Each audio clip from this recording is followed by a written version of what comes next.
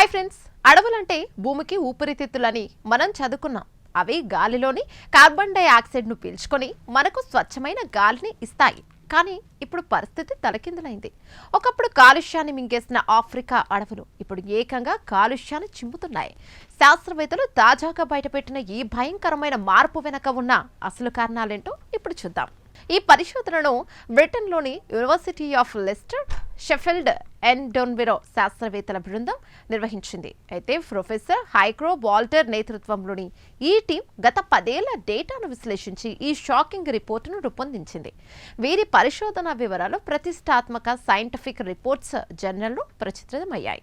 అసలు అడవుల్లో ఏం జరుగుతుందో శాస్త్రవేత్తలు ఎలా కనిపెట్టారు? ఇందుకోసం నాసాకు చెందిన GADI లేజర్, జపాన్కు చెందిన ALOS రాడార్ శాటిలైట్ల సాయం తీసుకున్నారు.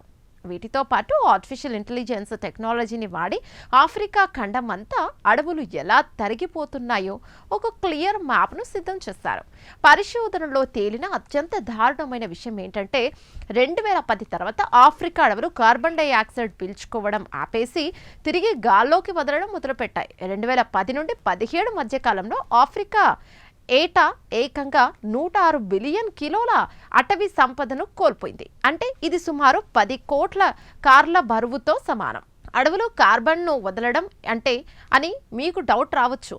నిజానికి ఒక చెట్టు బతికి ఉన్నప్పుడు కార్బన్ డయాక్సైడ్ను పీల్చుకొని ఆక్సిజన్ను గాల్లోకి వదిలేతనంలో కార్బన్ను దాచుకుంటుంది. కానీ ఆ చెట్టును నరికేసినా లేదా అది కుళ్ళిపోయినా అందులో దశాబ్దాలుగా దాగి ఉన్న కార్బన్ డయాక్సైడ్ అంతా కూడా తిరిగి ఆక్సిజన్తో కలిసి కార్బన్ డయాక్సైడ్గా గాలిలో కలుస్తుంది. అయితే ప్రస్తుతం ఆఫ్రికాలో చెట్లు పీల్చుకునేదానికంటే నరకడం వల్ల గాలిలోకి విడుదలవుతోందన్న CO2 శాతమే ఎక్కువైపోయింది.